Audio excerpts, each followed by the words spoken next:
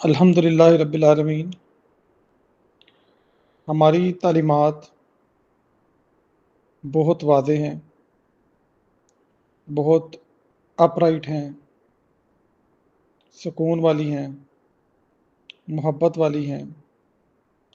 اس میں کوئی پیچیدگی نہیں، سب کچھ سادہ ہے، اس میں کوئی ملاوٹ نہیں، اور اس پر ہم اللہ کا شکر ادا کرتے ہیں، کیونکہ یہ وہی ہدایت کا راستہ ہے جو حقیقی راستہ ہے، جو اللہ سبحانہ و تعالی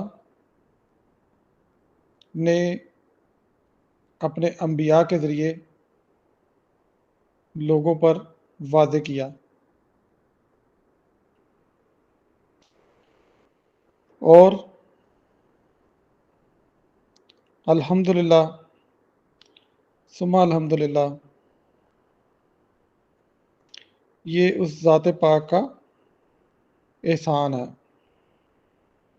جو ذات اتنا کچھ عطا کر کے بھی احسان نہیں جتاتی، سب کچھ عطا کر کے بھی احسان نہیں جتاتی۔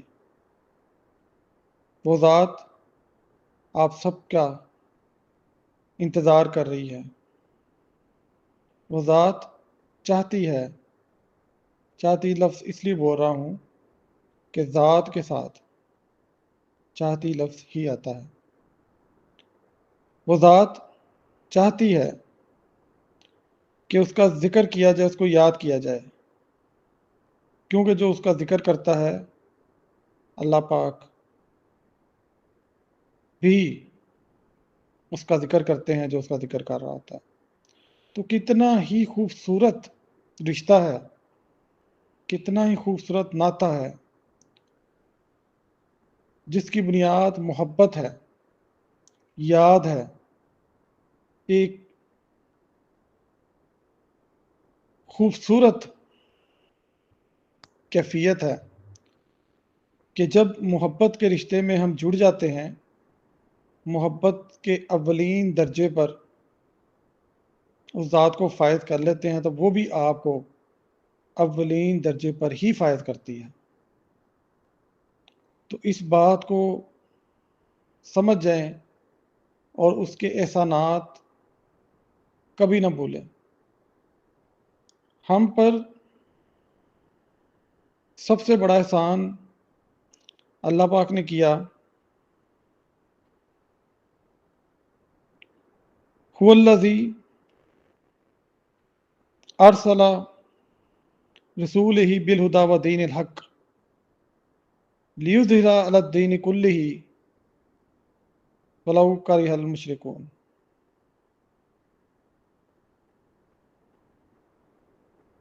بے شک اللہ پاک نے ہمیں ہمارے اوپر جو سب سے بڑا احسان فرمایا، وہ رشد و ہدایت دے کر ہم میں ایک نبی، رسول، نور بھیجا، حضرت محمد مصطفیٰ صلی اللہ علیہ وسلم تشریف لائے۔ وہ محبت کا پیکر، وہ رحمت کا پیکر، وہ نور ہدایت، وہ ایک نور ہیں، ایک نور ہیں، وہ شعور ہیں۔ He is the consciousness. He is the living identity of Allah subhanahu wa ta'ala. He brings that consciousness that Allah subhanahu wa ta'ala wants us to receive, to live in. وہ ایک نور ہیں، وہ ایک شعور ہیں، وہ ایک رحمت ہیں، وہ سراپا محبت ہیں، نور ہدایت ہیں۔ اللہ سبحانہ و تعالیٰ نے ہمیں حکم دیا کہ میرے رسول کی اتباع کرو، اب اتباع کا معنی آپ نے صحیح طریقے سے سمجھنا ہے آج۔ اتباع کا مطلب صرف ظاہری پیروی نہیں، جیسے میں اکثر آپ کو بتاتا ہوں کہ ظاہری پیروی نہیں، دل و جان سے ان کے رنگ میں رنگ جانا ہے، دل و جان سے ان کے رنگ میں رنگ جانا ہے۔ اتباع کا مطلب ہے محمد صلی اللہ علیہ وآلہ وسلم کا کردار اپنانا، ان کے کردار کو جینا، ان کی سنت کو ظاہر اور باطن میں اتار لینا، ان کے شعور میں جینا، جیسے وہ جیتے تھے ویسے جینے کی پوری کوشش کرنا، اور یہ چیزیں آپ کے باطن سے ابھر رہی ہوں، کیونکہ جب آپ محبت میں جیتے ہیں تو ہم محبت کا احساس بہت واضح ہوتا ہے۔ اگر کوئی عمل کراہت سے کیا جائے، بھلے اچھا عمل کر رہے ہیں آپ، لیکن آپ اپنے دل سے مکمل حاضر نہیں ہیں۔ مثال کے طور پر آپ کسی بیمار کو، اپنے گھر میں ہی کوئی بیمار ہے، اس کے اوپر خرچہ کر رہے ہیں، لیکن اس خرچہ کرنے پر آپ کا دل گرفتہ ہو رہا ہے کہ میرا پیسہ خرچ ہو رہا ہے، تو یہ وہ کیفیت نہیں ہے جو اللہ پاک چاہتے ہیں۔ کیفیت وہ ہے جب آپ کسی کے لیے خرچ کرتے ہیں تو آپ کا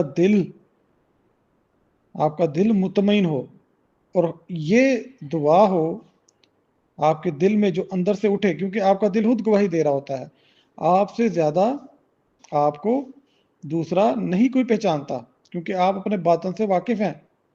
جب من عرف نفسہ کی بات ہوتی ہے تو سب سے پہلے آپ نے اپنی پہچان کرنی ہے کہ کسی نیکی کرتے وقت آپ کا دل کی کیفیت کیا ہے۔ اگر وہ محبت میں ہے تو پھر آپ نبی مکرم صلی اللہ علیہ وسلم کی ذات کی پیروی اس طرح کر رہے ہیں جس طرح کرنے کا حق ہے۔ مہمان گھر میں آتا ہے، آپ کراہت محسوس کرتے ہیں یا خوشی محسوس کرتے ہیں؟ ہاں، اس میں استثناء ہے ان کا کہ جو لوگ واضح ہیں آپ کے سامنے کہ یہ آپ کے گھر میں فساد مچانے آیا ہے، یا یہ نیگیٹو مائنڈڈ ہے، یا اس کا آنا مبارک نہیں ہے، یا اس کی کوئی ال ول ہے، یہ استثناء ہے کہ آپ ان کے ساتھ حدود میں رہتے ہوئے ڈیل کریں، اور جس طرح بہتر انداز سے ممکن ہو ان کو الوداع کریں۔ البتہ جو مہمان اللہ کی طرف سے آتا ہے، آپ کے گھر میں تشریف لاتا ہے، اچھے کردار کے مالک ہیں، ٹھیک ہے، آپ سمجھتے ہیں آپ کے اوپر فرض ہے ان کی خدمت کرنا، تو آپ کے دل کی کیفیت محبت والی ہونی چاہیے۔ یہ ہے حقیقی اتباع۔ اس میں یہ بات نہیں کہ آپ کے پاس کتنے وسائل ہیں خرچ کرنے کے لیے، اسراف کو تو اللہ پاک نے منع فرمایا ہے۔ اس میں آپ پاس جو کچھ ہے اس کو محبت سے پیش کریں، دیٹس اٹ۔ یہی اس معنی مطلب پر پورا اترتا ہے۔ تو جب ہم اتباع کی بات کرتے ہیں تو اپنی ہستی کو ان کی ہستی میں فنا کر دینا ہے۔ نبی مکرم صلی اللہ علیہ وسلم کامل انسان تھے، سراپا قرآن، سر سے پاؤں تک چلتا پھرتا قرآن، اور قرآن اللہ کا کلام ہے۔ حضرت محمد صلی اللہ علیہ وسلم اس قرآن کی، اس کلام کی زندہ تفسیر تھے، لہذا حضرت محمد صلی اللہ علیہ وسلم سے محبت کا مطلب صرف الفاظ میں محبت کا دعویٰ نہیں ہے، بلکہ ان کی طرز زندگی کو اپنی زندگی بنا لینا ہے، اور ان کی طرز زندگی قرآن میں بہت واضح انداز میں ہمیں معلوم ہوتی ہے، کہ جن کو ہمارے لیے بہترین نمونہ قرار دیا گیا کہ اس طرح آپ نے جینا ہے۔ دیکھیں، آج کل جو بات حق ہے وہ کرنی چاہیے کہ میلاد منانے کے نام پر جو خرافات ہمارے معاشرے کا حصہ بن چکی ہیں اور مسلسل بن رہی ہیں، یہ ان کا نام جب ہم لیتے ہیں تو بڑے ادب سے لینا چاہیے، عاجزی سے لینا چاہیے، محبت سے لینا چاہیے، اپنے کردار کو سنوارنا چاہیے۔ یہی عشق محمدی کی صحیح مثال ہے۔ ظاہر میں آپ جلوس نکالیں، جھنڈیاں لگائیں، بازار سجائیں، ٹھیک ہے آپ کر رہے ہیں، لیکن یہ جو ہوتا ہے ڈھول ناچ گانا سٹیجز کے اوپر، نعتوں کو ادا کرنے کے ایسے ایسے انداز، اس کا الفاظ ادا کرنے میں میوزک، گلے سے میوزک نکالنا، اونچی اونچی بولنا، گلا پھاڑ پھاڑ کے بولنا، یہ سب کچھ چیزیں غیر موضوع ہیں، غیر مناسب ہیں۔ ایسا بالکل بھی نبی مکرم صلی اللہ علیہ وسلم سے، ان کے کردار سے ہمیں ایسا کچھ بھی سیکھ نہیں ملتی۔ جبکہ اسراف کے اوپر بہت سخت باتیں ہمیں ضرور ملتی ہیں کہ فضول خرچی کرنے والا، اسراف کرنے والا شیطان کا بھائی ہے، اور صحیح جگہ پر خرچ کرنا بھی بتایا گیا ہے، سمجھایا گیا ہے، چاہے وہ زندگی کے کسی بھی اسپیکٹ میں ہو۔ ایون آپ کے شادی بیاہ ہیں، شادی بیاہ میں جو رسومات ادا کی جاتی ہیں ان میں کس قدر فیبریکیشن، کس قدر دکھاوے آ چکے ہیں، آپ سب کو علم ہے۔ حالانکہ یہ بھی ایک مقدس موقع ہے، چند افراد آپ کے خاندان کے اکٹھے ہوں اور خوبصورتی سے نکاح پڑا جائے، دیٹس اٹ۔ لیکن ہمارے معاشرے میں کیا ہو رہا ہے، جو مجھے ظاہر سی بات ہے، ہمارے رشتہ دار ہیں، ہمارے رشتہ داروں کے گھروں میں یہ چیزیں ہوتی ہیں، اپٹن سے شروع ہو کر، برائڈل شاور سے شروع ہو کر، پھر ایسی ایسی چیزیں شادی سے پہلے، فوٹو شوٹ، اور اس کے لیے باقاعدہ دن سلیکٹ ہونا، تو بہت زیادہ لینتھی پروسیجر کر کے، دکھاوے کر کے، جو لوگ یہ چیزیں نہیں کر سکتے، ایک تو ان کے اندر احساس محرومی پیدا کرنا، دوسرا گلوریفیکیشن آف دا ایونٹ،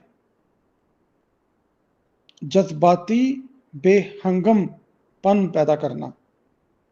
تو یہ چیزیں اگر ہم نہیں ہائی لائٹ کریں گے تو کون بتائے گا؟ اسی طرح ہی جتنا زیادہ عاجزی سے، محبت سے، ڈیسنٹ انداز سے ہم اپنے تہواروں کو مناتے ہیں، اتنا ہی اچھا لگتا ہے۔ جیسے کہ ایک مثال لے لیں، ہم جو لباس پہنتے ہیں، جتنا سادہ لباس ہوتا ہے اتنا انسان ڈیسنٹ لگتا ہے۔ جتنا لباس میں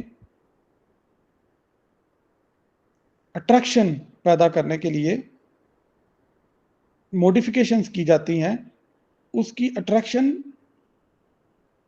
ختم ہو جاتی ہے۔ سادگی میں ہی خوبصورتی ہے۔ مگر ظاہر سی بات ہے، جن کو ایسی اٹریکشنز پسند ہیں ان کے اپنے مائنڈز بھی ویسے ہی ہوتے ہیں۔ تو پھر ہم کہتے ہیں والمومنون والمومنات والمسلمون والمسلمات،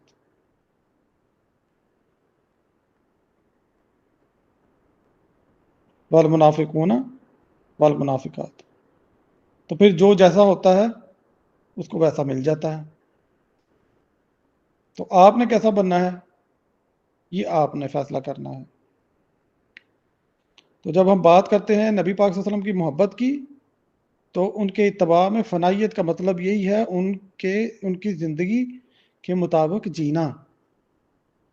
اب ایک اور بات میں آپ کو بتاتا ہوں جو آپ شاید پہلی دفعہ سن رہے ہوں گے۔ نبی مکرم صلی اللہ علیہ وسلم کوئی غریب انسان نہیں تھے۔ اگر وہ تاجر تھے، ہاں بچپن میں بکریاں چراتے تھے، لیکن ایسا تو نہیں ہوتا کہ بکریاں چرانے والا بھی بہت زیادہ غربت کا شکار ہوتا ہے، بالکل بھی نہیں۔ بڑے ہو کر تاجر بنے تو کامیاب تاجر تھے۔ پھر ان کی ذمہ داریاں بدلیں، جب وہ تبلیغ میں گئے تو ظاہر سی بات ہے ذمہ داریاں بدلیں۔ ان کا مقصد محور لوگوں کو اللہ کی طرف لگانا تھا۔ البتہ جو بائیکاٹس ہوئے ان کے ساتھ، ان کا معاش اس کی وجہ سے کچھ عرصے کے لیے ضرور ڈسٹرب ہوا، لیکن ایسا نہیں تھا کہ ہم انہیں کہیں کہ وہ بہت ہی غریب انسان تھے۔ ہمیں بتایا جاتا ہے کہ وہ پیبند خود لگاتے تھے۔ ٹھیک ہے، کسی ایک آدھ کپڑے کے اوپر ہم پیبند لگاتے ہیں، تو ضروری تو نہیں ہر کپڑا ہی پیبند والا ہو۔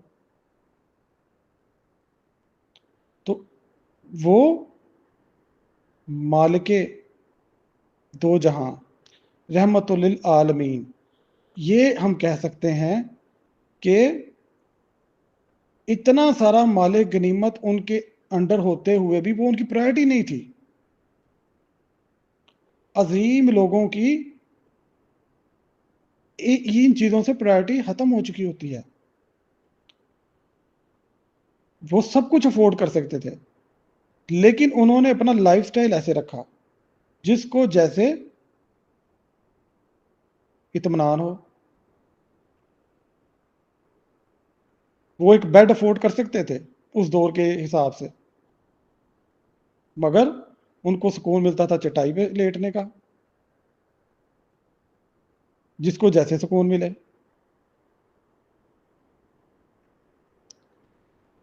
تو اگر ہم بات کرتے ہیں کہ ان کے گھر کسی وقت مواقع آ جاتے ہیں کہیں زندگی میں کہ اس وقت گھر میں ایک کھجور تھی، اس سے انہوں نے افطاری کی، تو ایسے مواقع روزانہ نہیں ہوتے۔ اور دوسرے نمبر پہ نبی مکرم صلی اللہ علیہ وسلم بہت کم کھاتے تھے۔ جو نور ہوتے ہیں نا، نور، وہ کم کھاتے ہیں، نیچرلی کم کھاتے ہیں، ان کو بھوک بھی بہت کم لگتی ہے۔ یہ اللہ کا ایک نظام ہے۔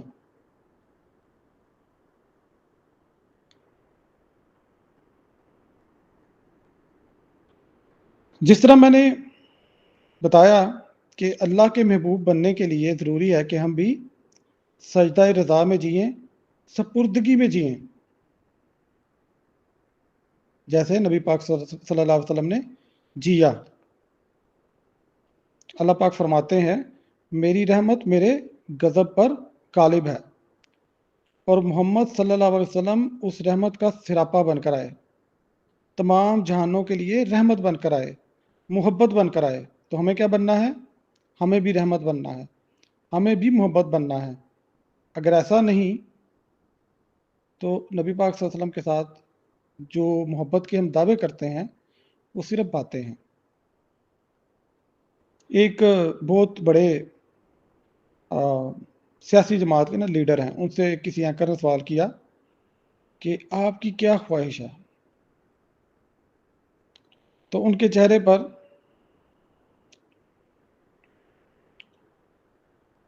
ایک عجیب سی کیفیت آئی، جیسے تڑپ والی ہوتی ہے۔ میں کسی کو طنز نہیں کرنے لگا، لیکن میں ایک نقطہ بیان کرنے لگا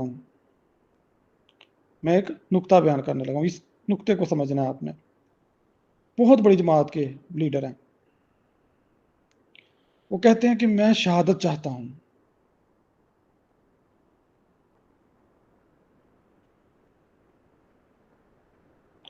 شہادت ہے مطلوب مقصود مومن، بالکل ہے، میں شہادت چاہتا ہوں۔ اچھا، اب مجھے اگلا سوال یہ ہے کہ جب آپ کے دل کی خواہش ہے شہادت پانا، تو ایسے مواقع بھی تو ہونے چاہیے. ایک پرامن ملک میں کس سے لڑیں گے کہ آپ کی یہ شہادت کی خواہش پوری ہو؟ لیکن اب آپ اگر واقعی شہادت کی خواہش پوری کرنا چاہتے ہیں تو ان علاقوں میں چلے جائیں جہاں پھر آپ کی ضرورت ہے. ٹھیک ہے.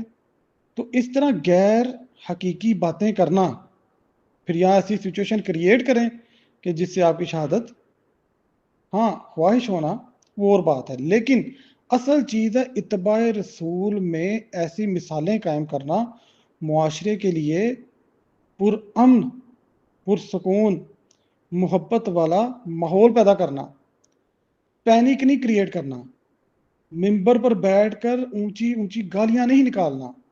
یہ نبی کریم صلی اللہ علیہ وسلم کا ترہ امتیاز طریقہ کار نہیں تھا کہ آپ ممبر پر بیٹھ کر آپ لوگوں کو درس دے رہے ہیں اور آپ اتنی واہیات الفاظ استعمال کر رہے ہیں، پینک کریٹ کر رہے ہیں لوگوں میں.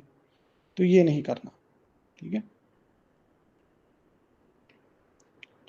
اگین میں وہی بات کروں گا کہ سچی محبت اپنی ہستی مٹا دینا ہے، خود کو محبوب کے رنگ میں رنگ لینا ہے، اس کا چلنا، اس کا بولنا، اس کا مسکرانا سب محبوب جیسا ہو. محبت یہ ہے کہ آپ اپنی انا کو قربان کریں، اپنے آپ کو مٹا دیں، اپنے اندر اپنے محبوب کو زندہ کر دیں، ایسا زندہ کہ دیکھنے والے کو آپ میں محبوب نظر آئے. یہی فنا ہے، یہی بقا ہے، اور یہی عشق ہے.